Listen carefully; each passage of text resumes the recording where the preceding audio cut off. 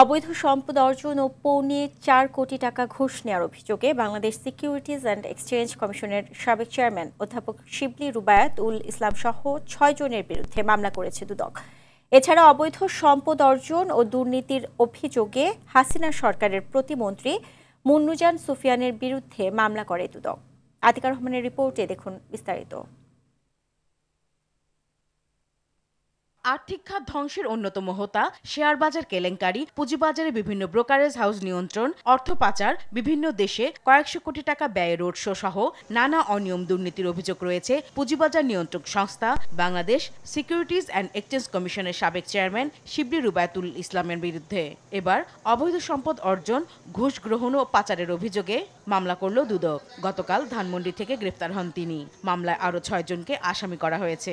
আসামি শিবলি রুবায়াতুল ইসলাম ১,৯২,০০,০০০ টাকা ঘুষ গ্রহণ করে এবং ভুয়া বিক্রয় চুক্তি রেখে পণ্য রপ্তানি না করে প্রতারণা ও জাল জালিয়াতির আশ্রয় গ্রহণ করে পণ্য রপ্তানির বিপরীতে কোনোরূপ রেকর্ডপত্র না পেয়েও পরস্পর যোগসাজশে $3,61,00,000 বাংলাদেশে আনয়ন করে তা থেকে $1,84,28,820 টাকা নিজে গ্রহণ করে ব্যাংকিং চ্যানেলে দেশে আনার ব্যবস্থা করার অপরাধে আরও একটি মামলা রুজু করা হয়েছে। ২৮ কোটি টাকার অবৈধ সম্পদ অর্জনের অভিযোগে ম্যাক্স গ্রুপের চেয়ারম্যান গোলাম মোহাম্মদ আলমগীরের বিরুদ্ধে মামলা করেছে দুদক। অবৈধ সম্পদ অর্জন ও নিয়োগ দুর্নীতির অভিযোগে সাবেক শ্রম কর্মসংস্থান প্রতিমন্ত্রী মুন্নুজান সুফিয়ানের বিরুদ্ধে মামলা করেছে দুদক। প্রতিমন্ত্রী হিসাবে দায়িত্ব পালনকালে তার উপর অর্পিত দায়িত্ব যথাযথভাবে পালন না করে শ্রম অধিদপ্তরের উপপরিচালক হতে পরিচালক পদের পদোন্নতি প্রদানের ক্ষেত্রে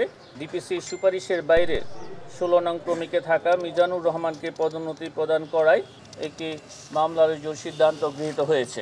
বিদেশি অর্থ পাচার ও অবৈধ সম্পদ অর্জনের অভিযোগে সাবেক বিমান বাহিনী প্রধান শেখ আব্দুল হান্নানের বিরুদ্ধে অনুসন্ধান শুরু করেছে দুদক। আতিকা রহমান, RTV, ঢাকা।